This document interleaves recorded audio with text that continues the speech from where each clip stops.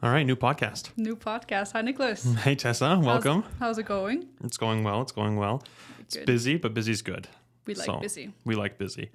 Today, I want to kind of introduce you a little bit more about sustainable cities. That's Ooh, kind of my field. yes. I studied urban planning and city planning for the last 10 years at the University of Calgary. And I've worked with communities in the city, helping them develop different plans and engage with the community, be transparent, communicate, all those important aspects that I think engulf the triple bottom line. That sounds like you can teach me quite a bit today. I don't know. I mean, I hope so. Yeah, it would be nice. After 10 years, I would hope I know a little bit about it. But to be perfectly honest, I'm just scratching the surface of what it actually means to be a sustainable city. I know from my own experiences, I know from my own studies, but I think cities can take on different shapes. So it's hard to really pin down exactly what the best system is. Mm-hmm. But I'll do my best to kind of, at least at a high level, really introduce it. I'm excited. Do you want to maybe start out by just defining what a sustainable city is? Yeah, so for me, a sustainable city definitely engulfs like those three pillars, the three triple bottom line, like we've already discussed before on the podcast, people, planet, profit. I think you can basically extrapolate that onto any scale. The people, of course, are kind of like the lifeblood, the cells of the city. So I like the analogy of like comparing a city to a biological system, where your downtown core is kind of like your heart. That's your work center. The people are the cells. They transport their energy. So it's like the mitochondria of the cell. I think that's Bio 20. That's going way back. But it's like they're transporting energy into the core. Then the core thrives. The GDP grows. The economy grows. People grow. So I like to think of it as a biological system, and people are the most important aspect of a city. So people, check. Mm-hmm. Planet, that's a big one because that's one where I think cities get it wrong most times. Interesting. But a sustainable city for me is one that has that in mind. So lots of green space, lots of permeable surfaces, dealing with weather issues and changing weather as well. So Calgary's a big example. Where we have lots of frequent hailstorms now in the Northeast that are just destroying buildings. Granted, they're not built out of masonry or brick. Mm-hmm. They're built out of cheap siding and plastic. So when you have a hailstorm, it's quite damaging. So cities do have to acknowledge the planet in that sense because it needs to bring that to the next level. I mean, 57% of the population, global population, lives in urban centers. And the UN says by 2050, I believe it is, 66, so 2/3. 66%. Yeah. That's a lot. Wow. Yeah, and it's a trend that we see. It's going to keep growing. Mm-hmm. Is it going to keep growing? I don't know. I mean, there's so many different things. There are quite a few people moving out to the countryside too. So exactly, like me. Exactly. I think people who are wealthy or well off, they can kind of move to the countryside and buy land and become homesteaders. I find that's a bit of a trend right now.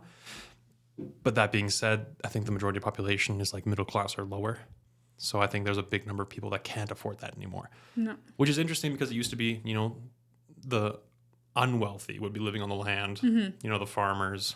And so it's kind of getting an inverse, which is interesting. Yeah. And it's something that people are studying, yeah. For me, it's actually cheaper to live in the countryside than to live in the city, I think. At least for what I want to have. Like I want to have a full house and maybe a garden. And that's, for me, more achievable in the countryside than in the city. For sure. I think it's more economical in the long run. Yeah. But I see what you mean. Yeah, I think it's starting to trend in that direction. Mm-hmm. But I could be wrong. Trends are a fleeting thing, so... I also wanted to kind of talk about the profit side. Mm-hmm. So cities are basically a financial hub. They always have been. Since the dawn of time, cities were created through agricultural revolutions where let's call them emperors or leaders would collect taxes. It started off like as grains, from the farmers' fields. Mm-hmm. Then they would have a surplus, and then they could withstand many issues with having that surplus, the bank of grains and food. Mm-hmm. That's kind of how cities started, and people kind of agglomerated. And agglomeration is that economic term, I think, where you have the benefit of having multiple services in one area. And I think that's the big economic strength of cities. And I don't think there's any argument that would say that cities aren't a prosperous economic strength center. I think they almost always are. That's why you always see banks in cities. Quite a few too. So I think that's the third point to how I would define a sustainable city, what it would look like. Yeah. I love that you like put everything into the 3-pillar aspect. That's really great. That makes it really easy to understand. Especially because when I think of sustainable cities, often, or at least at the beginning of my career, I was always thinking about emissions. So it's interesting to see it's more than just the emissions when it comes to sustainable cities. No, it definitely is. Emissions are a big part of it, but emissions haven't always been present. No. So I'm gonna segue into this, I guess, because I think it's a good time. Cities in North America look very different than cities in Europe, and I would attribute that largely to the automobile revolution. For sure. Where cars, Henry Ford kind of mass produced them. Detroit mass produced cars, vehicles, the private vehicle, the household vehicle became huge in North America before it even touched Europe. So that created this thing called urban sprawl. And urban sprawl in the city planning realm has its benefits and its negatives for sure. But it's a big environmental issue, I think, because it infringes and it encroaches onto habitat. And I think Calgary is also a great example of what urban sprawl does. We have these big coulees or these big green spaces where you have coyotes, cougars, bears, wolves, moose, yeah, everything. like everything in the middle of a 1.5 million city. So you have more animal and human conflicts through urban sprawl. This thing called leapfrogging effect happens where you have these satellite neighborhoods that pop up. And it's kind of like you have your downtown core, green space, satellite town, or satellite community. And that's only doable with the car because then it only takes you, way less than it would by foot or on horseback. Yeah. So you can spread this out massively, and North America has the space to do it. Yeah, but the difference between North America and Europe, it's insane. Like in Europe, I would walk to the grocery store or take a bike, and I would be able to do a bunch of errands just by foot or by a bike. And in here, it's just not possible. Even like when we have like the where we have like Walmart, Safe on Foods, Dollar Store, like they're all next to each other, but they're still so far away that you will always drive to the next store, and you're not going to walk because you have so many groceries. You don't want to walk with it. And it's just insane because it's just not meant to be walked. And I feel like, especially America, I think Calgary does it quite well with like public transportation and walking. It's possible in like downtown Calgary. But I was in America and was doing a little road trip there, and there were not even pathways. Like, or you would have like Zebrastreifen is a crosswalk, yeah. And it will just end in nothing, like just a path of dirt. I don't know. Yeah. And you have these massive freeways that are like 8 to 12 lanes. Yeah, you're not going to walk next to one of those. No, of course not. And that's where that autocentricity really became an issue, I think, in North America, and we've kind of emphasized it. And it was an amazing revolution. It opened so many doors for so many different avenues. So it was a great thing to happen. But cities kind of bet all their money on it. Yeah. And they've shape themselves around the automobile rather than the other way around, shaping it around people, for example. I do think that the autocentricity and this massive unwalkable city is actually like a pretty negative point for North American cities. And for some reason, I think some European cities kind of explore that way as well. Not all of them. Which ones are you thinking of? Good question. I would honestly say like probably like more northern Germany, for example, newer cities that were bombed in World War II, they kind of transitioned into more of the automobile sector because they had, unfortunately, the space to do it now, right?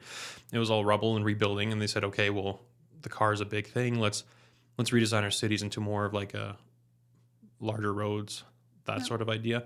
And I think over the last 10 years, they've actually transitioned again back into more pedestrian-friendly avenues. Yes, I saw quite a few times in Europe that they would close like big streets down, so it would just be a pedestrian walkway. Yeah. Because I think they want to try to limit the emissions that are like put out in the middle of the city. Yeah. Which I find very interesting. But I find like when you have this outer-centric cities, it's bad for the environment, but it's also bad for the people. Because I feel like people are less healthy. They walk less, they bike less, and you just don't get the amount of movement you need in a day through just going to the gym once a week or for an hour or so. And it's not just physical either, it's also mental. I think a scholar named Kenneth, he wrote a book about suburbanization in the States due to the autocentric city, talking about how families became more nuclear, more secluded. You know, you have your white picket fence house in the suburbs. You drive to downtown Calgary, you drive to downtown wherever, you work, you drive home 20, 30 minutes, whatever it is, and then you have your home, and that's it. And I think it created a whole host of mental issues as well, or mental problems that people were trying to like challenge with, because you become secluded, you become disconnected, your social cohesion doesn't really exist anymore. Social cohesion, the best way to explain that is it's the currency of social interaction. So basically like who you know, what you know about them, how often you interact with them, that kind of creates social cohesion or social capital. And social cohesion is the result of a strong social capital. That's probably the best way to explain that idea. But to go back to that point of the pedestrian streets, I think it was Madrid. They had a study that reported high citizen satisfaction with streets, and couple conflicting studies that I've come across about businesses doing well and doing not well. Okay. Half of them say they've profited immensely, and the other half said they didn't. They actually lost money. So maybe it's the type of business that profits from a pedestrian street. But overall, it's not fully clear cut of who's benefiting from that. I think pedestrian streets are amazing, but I'm a pedestrian. That makes sense to me, because if you walk past a store, you're more likely to look in and to go inside as well. So I wouldn't understand why I wouldn't work for stores that don't like pedestrian streets. I don't understand why I think that's the case. If you're like a service, like a law firm or like an engineering firm or like an accounting firm, yeah, okay, right? You're not instantly selling something to them, so you're not going to pop in, or a car dealership, right? Like, what are you going to do with a pedestrian street as a car dealership? So I think it's definitely business dependent. Obviously, like foods, clothes, shopping, those things will do really well on a pedestrian street. Like if you think of a shopping mall, like that's very popular here. That's basically like a pedestrian street. But if you look at all the shops they have there, it's all clothing, jewelry. Those things are doing really well with pedestrians. And of course, like in Germany, you call it Imbiss or like Döner. Those are kebab, yeah, shawarma. Those are all the big ones that I think do really well on pedestrian streets. Yeah, it's like a fast food place, but still a bit healthier. Maybe I don't know how healthy a döner is, but yeah, like you walk it off. Yeah. Right? You walk it off, and you can eat it it while walking. It's better than a drive-through at McDonald's. I bet you that. For sure. Yeah. I mean, there you're just sitting in your car. So when cities try to reduce their car reliance, what do they most often do wrong? What do they get wrong, in your opinion? Right. So how they reduce their car reliance? Yeah. Yeah. And how they go about it, and what do they do wrong if they're trying to tackle that issue? Yeah. So some of the things, I'll take it this way. Some of the things that you should definitely avoid if you want to become more independent of the car is you want to promote transportation. That's the big one. Now that means maybe bus lanes. That means more reliable transit. I mean, like if you're a small town and you don't have the financial resources right away, bus routes is definitely the first way to go. Yeah. If you're a bigger city and you have the resources, I think transit like tram and underground subway, those are the best ways to kind of become more pedestrian friendly, more accessible for sure. And you kind of reduce the need for these cars. Again, Calgary is actually an exceptional example. I think Calgary is only like one of the few cities in North America that has over a population of 1 million that doesn't have a direct train transit line to the airport. I know, it's annoying. It's crazy. It's absolutely crazy. I checked it takes like, I think 1.5 hours with like several kind of buses and transit to get to the airport from our office. Yeah. Which is, it takes 20 minutes with the car. Like that can't be. And our office isn't in the boonies. Our office is in the downtown core. Like this is the agglomeration destination. Like, so by car, it's 12 minutes from here. By bus, you're like an hour. Yeah. Like it's really bad. So those are the things that a city does have to address when they want to get away from the autocentricity. It's tough. I get it, because cars allow flexibility. And when you have designated routes, it's obviously not flexible. No. You're going to be going on this path A to B. You have certain time restrictions and those kind of things. Yeah. Definitely. And then weather conditions and you name it, right? Yeah. So it doesn't come without its problems, but that's how you get away from it. Another way I think that cities can address the autocentricity. There was a really interesting study, I think it was LA, somewhere in the States, in a big metropolitan, where they looked at what happens if you add lanes to a highway or a freeway. Okay. They thought it would decrease congestion Yeah. and take away, traffic issues, but it actually did the exact opposite. It invited more cars onto the road and it created more congestion. So there's a threshold. I think it's like 3 lanes is kind of the optimal model for any size of city to kind of decrease the amount of congestion you have. Interesting. Really interesting finding. And basically that's why I say don't expand roads. Yeah. Don't expand highways because that's not going to solve those problems. Your problems, the root causes are elsewhere. And it's usually because people don't have a multimodal avenue to go. They can't go, maybe it's not pedestrian friendly, maybe it's not bike friendly, maybe the transit is unreliable. Those sorts of things all have to be addressed before you even consider, expanding roads. Roads and freeways are there to go point A to point B as fast as possible because it kind of helps the economic stability of a center, right? Because you're just shipping everyone straight into the core, produce your money, get and out. then go back out. Yeah. Right.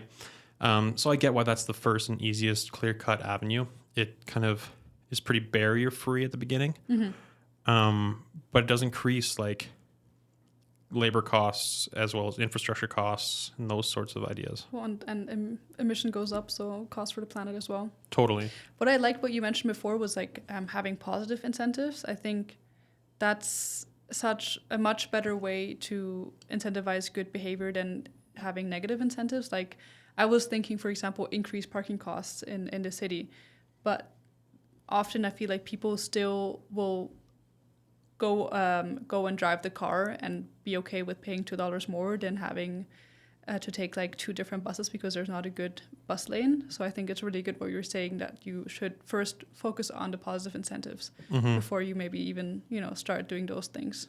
For sure. And it's a really challenging subject because there's this idea, it's called a 15-minute city. So the 15-minute city, basically the premise is you want to design your city so that your immediate services, like your everyday essentials, grocery store, maybe a clinic, childcare, schools, are within like a 15-minute walking distance of your home. So that's number 1. Number 2 are the ones that you like maybe need once a week, maybe a library, maybe a sports center, maybe, something like that. That should be like a 15-minute like bike ride away in the vicinity of your home. So not even walking, just biking? Biking as well. So you kind of increase the level.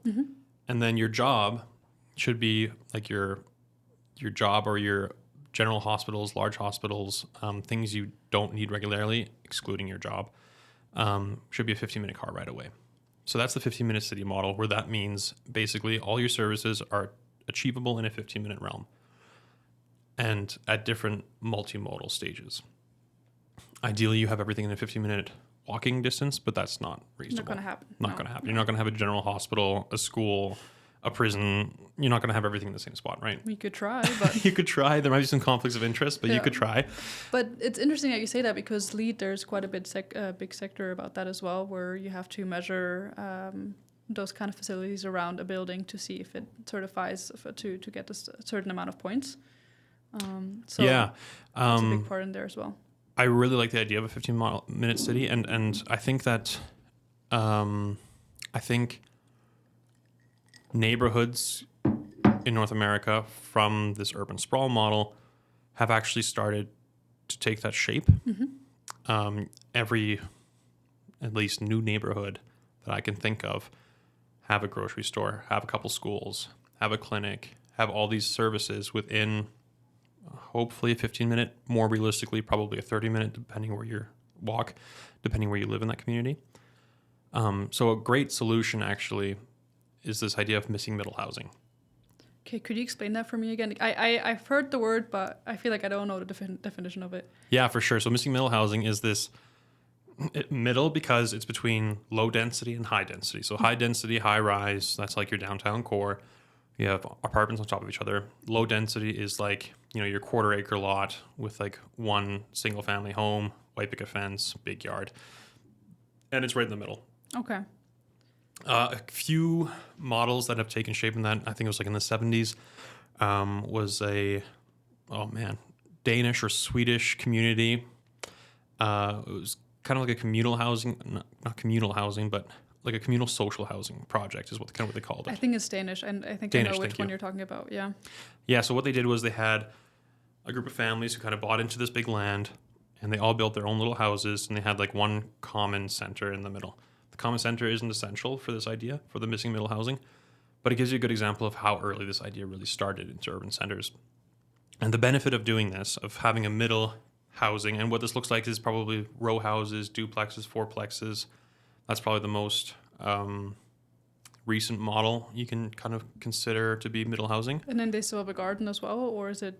Yeah, they can. Okay. It's not essential. I think if you do it really well, you probably have like the model I really like is you have kind of a court in between these multiple row houses. So you have a square, you have your row houses on the periphery, they're all street facing, and in the middle you have maybe a common large green space. I really like that model because it also increases the social capital between people and between families. And there's a lot of benefits associated with that.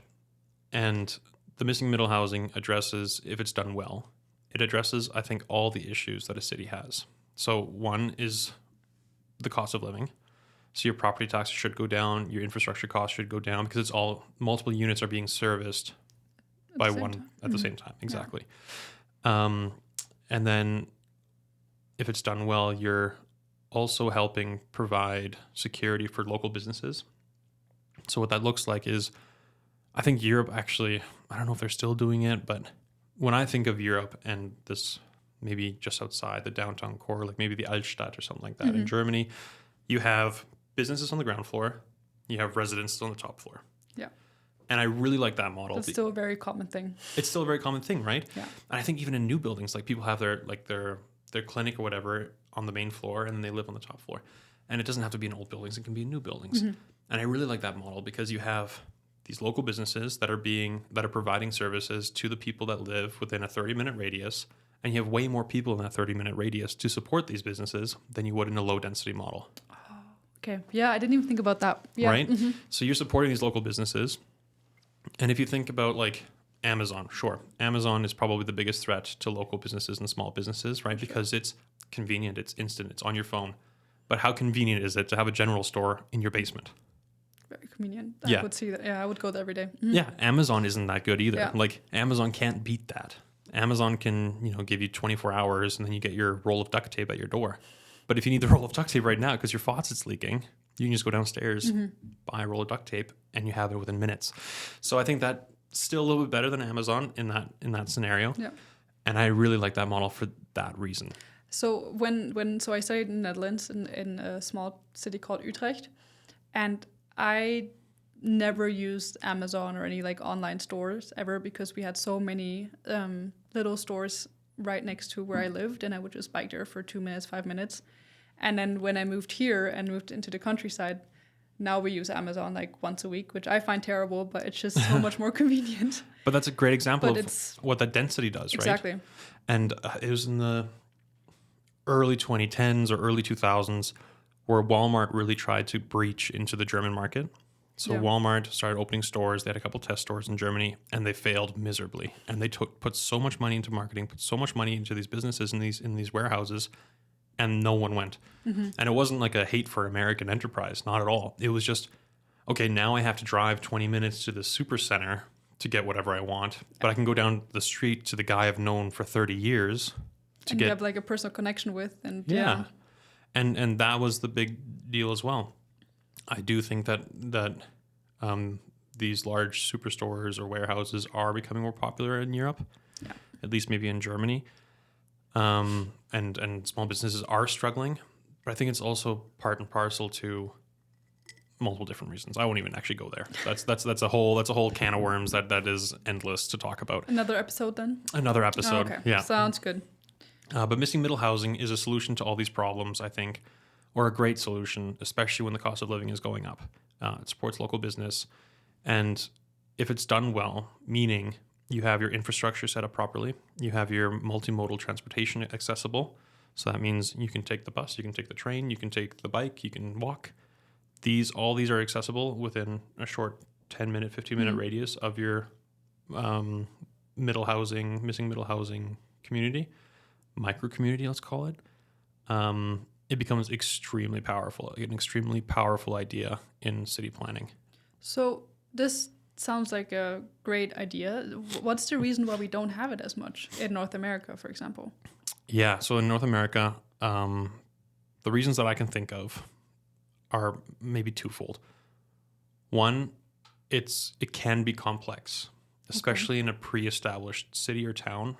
After you've grown to a certain size, you need land for these multi-unit areas. So Calgary does this infill model. So you have old, 70-year-old lots in a higher density core, Kensington, for example, where people are then buying and then building duplexes, living in one half, renting out the other. Yeah. It's kind of the start into this area of missing middle housing. Like I would say it's like the lowest level of it. The second is financial incentive for the city itself. So you are going to collect more property taxes. You're going to collect more infrastructure costs and taxes in the short term, mind you, from residences that have a larger lot, that are further away, because you have more land associated to one person, and they're going to be paying a higher tax. Okay. So we would have to somehow incentivize or have an incentive to have middle missing houses be built. Yeah. And what would be those incentives? And that is a challenge as well, because if you are a developer, missing middle housing is not that enticing to you because it's a small project. And that being said, your margin's a little bit tighter. So if project runs longer, if project is inconsistent, if people aren't buying, your risk is higher. You have less room for error. Whereas if you build a 40-story tower and you have 400 units, your margin is a lot bigger. So that means you're going to take on, you're okay with that risk of having some delays because you'll make that back instantly. Right away, yeah. Okay. For the single person, for the private, let's call it small private family-run business that wants to invest in land and build missing middle housing, you can't quite get business loans that would kind of fill that bill. So it's this weird financial limbo because it's not quite appealing to big developers and the money isn't quite there for smaller developers. So could the city somehow, I don't know, do tax breaks or subsidies or something for those people who want to build? I'll bring it I never like policy and I never like government overreach. I know. But it's such a big part of it. It is, unfortunately. But it won't change, Niklas. Yeah, maybe not. And maybe you do need some of it. But I think the best way, honestly, is when things get more expensive, people look for different solutions. And when people can't afford big single-family homes in the suburbs, they'll be looking at other avenues. Yep. And I think that middle housing for a lot of people, especially our age, is a great fit to the bill because you're not in a high-rise apartment building and you don't have enough money for a single-family home. You're in this missing middle part, duplex, fourplex, quadplex, eightplex, row house, something like that, where you have a little bit more sense of your own privacy and you're working your way still towards maybe a single-family home. So I think the natural financial incentive from economic pressures, international stresses, will push that a little bit further. Okay. So I think that's coming by itself. Yeah, there are barriers, and yeah, it's more complex. But once you have those options, they'll sell because they will fill because it's cheaper, and it just fits the bill for so many more people today than it used to.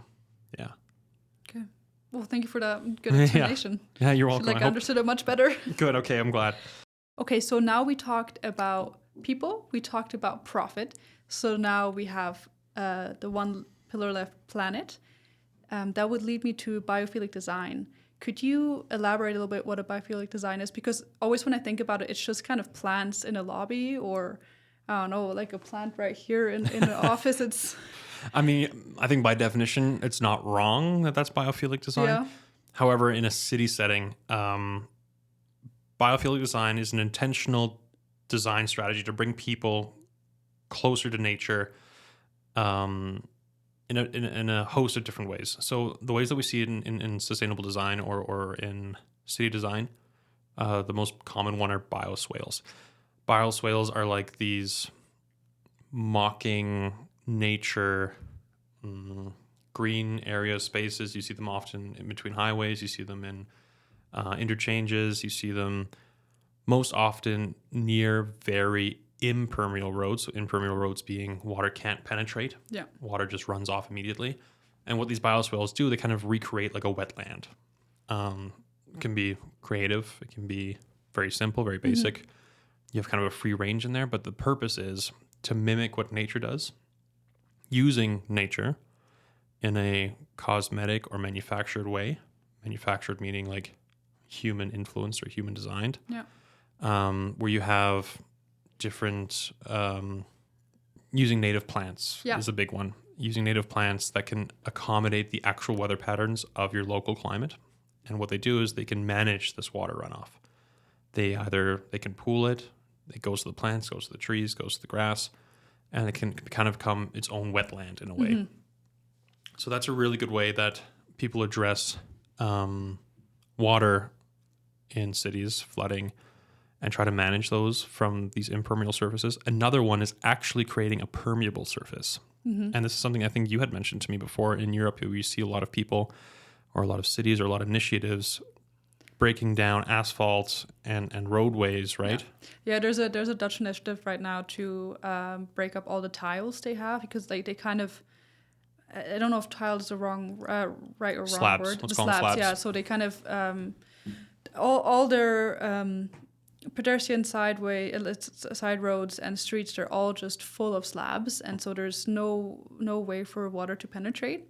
So I think it was this college student who kind of raised this initiative where it's like kind of a competition, which neighborhood can remove the most slabs in a day or something. Nice. And then as soon as the slabs are gone, they put soil on there, flowers, plants, whatever, just to make it more permeable, but also to invite more insects and bees into the space. And it's really working. And it's not like a Greenpeace vandalism project, right? No, it's Okay. it's all legal. Okay. As far as I know. Just making sure that people aren't just ripping up roads right now without the knowledge of the city. No, I think the city accepted or... Okay, beautiful. Yeah, so that's actually a great example of how cities are actually transitioning, because they're realizing that maybe it's raining in short periods of times, more volume. Yeah. And that this runoff has to go somewhere, and the systems that are in place now can't manage it. Well, actually, a great example from yesterday. So we're in Calgary, right? And we had a bunch of snow over the weekend. And then suddenly now we had a Chinook and it's 15 degrees and suddenly all the snow is melting. So yesterday in my Facebook group of the town in Didsbury, people were sending messages saying, my basement is running full of water. I don't know what to do. Yeah. Please help. Because also there, if they live in the city, often everything around them is concrete. And it just cannot absorb the amount of... the runoff that there is right now. Exactly. And then creating these permeable surfaces, quite often you see them as maybe cobbled streets where you have grass in between or soil in between these little tiles, or even bigger tiles that just allow for water to go into the soil. This will just manage your water system so much better and easier. Rather than having an entire concrete field, that water's not going to go anywhere. It's going to run off wherever the lowest point is, and generally, that's someone's foundation. Shit. Yeah, exactly. But so there are pavements right now that they're also working on that are permeable, or? Yeah, totally. Yeah. So there's a lot of different ingenious material ideas using recycled rubber that is permeable. Yeah. Basically permeable in the sense that it has spaces between the little rubber pellets that just allow for water to kind of go through. Another one is recycled glass into like a fiber. Don't remember the name of the firm. We'll put it in the comments. But these sorts of things are a really good way to kind of manage that. Yeah. Um, So when I was studying for a lead exam, they also mentioned something about an SRI. Is that kind of like a paint that you put on buildings or on pavements, or what was that again? So it's the solar reflectance index, and kind of where we've seen that is in, I think it's Dubai or Saudi Arabia, where they painted their streets with a higher SRI, so reflectance index surface.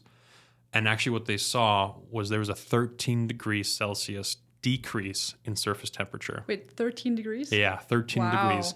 So their temperature went from like in the 50s down to in the 40s or even high 30s. Okay, how expensive is this? Like, can't we all just do it? Well, of course, we definitely can. There are some things to kind of consider when doing it, like your VOCs, so what volatile compounds are coming off of it, your different gases, what kind of the material you're using. However, there are many materials with a high SRI value that can be totally used for this purpose. Even just changing the color from black, gray to something blue, green, white. Yeah. Those will help as well. And it's really interesting that this is something that they've only recently piloted, and they've seen very positive results. And I think a lot of communities will start, doing this. Yeah, I'm interested to see how that's gonna play out in the future. Yeah, so that's to combat that heat island effect, right? And to make downtown cores more bearable and just more enjoyable. Another one to help is to have more water features, and this can be a biophilic design, or it can be just a structural design. Water features, and Rome is actually a great example of this. They have water everywhere. Yeah. Everywhere. It's lovely. It's running everywhere, constantly out of these fountains that are thousands of years old, which is amazing. And what that does is actually it cools the environment. It gives people spaces to regenerate and kind of, cool themselves off, wash their face. Yeah. Maybe not always drinking water, but you can splash on your neck. Those sorts of ideas. Yeah. In Rome, that's the best drinking water you can get. Yeah, exactly. I'm just going to continue to a new topic. I would like to talk about kind of the future of sustainable cities. So with the majority of people now living in these cities, you said probably by 2050 or 2030 or 2050, 66% are going to live in the cities. Yeah. That's a crazy amount. So what do you think is going to be the biggest urban challenge that we're going to face? Yeah, funny enough, I think it is going to be heat island effect. Yeah. I think that will be a huge one because we are not seeing enough permeable surfaces that are in urban centers. So you will have this stow of heat. I think with climate change as well, the world is getting warmer. Yeah. I think overall that this will be a constant issue, which will increase energy costs for cooling. But there are solutions that we can do to combat that. So I think heat island effect will definitely be the biggest challenge. That's really interesting. I'm going to be worried about that because it's just going to get hotter and hotter anyhow. So yeah, we'll see how it's going to play out. Yeah, and I think when your city core, breaches that 35 degrees Celsius mark, you're going to start feeling it. And I think that's something that can easily be combated with just smart design. What does climate-ready urbanism mean in practice? Climate-ready urbanism means thinking in the long term, for sure. Like it. So it means planning ahead. It means thinking past the life of the building. So the life of the building, let's call it 60 years. Let's call it 100 years. 100 years of the building, that's what you've planned. That's how long this building will be effective for. Then it'll become dilapidated and it'll become rubble and go to a landfill. Mm-hmm. You need to think about that last stage. So you need to think about the adaptability and the disassembly of a building. So in the EU, it's called the EU taxonomy. Mm-hmm. It's basically an initiative to start thinking about this long term. And that's actually in our field, what we do for clients is we plan ahead for them. We say, okay, our department planned everything up until this point. Now our department or the structural department plans everything structurally, and then we plan kind of past that. What is the building going to look like? How are we going to disassemble it? What are the different materials that are encompassed inside? And on the flip side, maybe we don't even have to disassemble it. Maybe we can just make it adaptable. Maybe we can add another story. Maybe we can add, an adjacent building, make it a warehouse, kind of give it that extra life, prolong its life. This is thinking circular and rather linear. True, yeah. Before you even disassemble it, think what you can do again with the building. Reuse it first before you try and recycle the material you're Exactly. And as a landlord, like that is all bonus. Like For you sure. are making more money after your assumed life of the building. You're like, okay, now we're at that point. Now the rest is going to be lost. It doesn't have to be so. If you plan right from the beginning, you can transform it and make another income. Exactly. Yeah. So I think that is how climate ready urbanism can look. So what is one message you would give to your listeners who work as a professional on designing or building sustainable cities? Okay. I would definitely focus on what the long term looks like, what we predict it to look like, and how we can make ourselves prepare for these eventual outcomes. So I think one, the heat island effect, increasing temperature. How do we design for that? How do we address that problem? I think two, how can we prolong the life of the structures that we design and build today? How can we make them adaptable? How can we make them maybe more accessible? How can we make them more future resilient? I think those are the messages that designers really need to think about and kind of focus on how do we make this the best possible design that can stand the test of time. And I'll just touch this briefly. I think tourism benefits from that eventually. If you look at Rome, if you look at Venice, if you look at Florence, if you look at Paris, if you look at all these older, Istanbul, like if you look at all these older cities that have a huge history, their structures that stood the test of time become a massive income for tourism. Yeah. And sure, maybe these concrete blocks that we think right now are in downtown are very ugly. They might be very beautiful to someone in the future. Hopefully. So that's probably the message I would send. Yeah. Awesome. Well, thank you so much for all this information that you shared with me today and all the interesting answers you gave me. I think I learned a lot, and I hope our listeners learned a lot as well. Yeah, I hope so too. Thank you for listening. This is my interest. Hopefully it sparks a little bit of interest in you as well. So thank you all very much for listening about climate ready cities. Thank you guys, and see you next time. See you next time. If you found value in today's conversation, whether it was our discussion, our guest insights, or the topics we explored, we genuinely appreciate your support in helping us reach others in the industry. Subscribing and sharing episodes help us connect with more individuals who are passionate about sustainable building practices.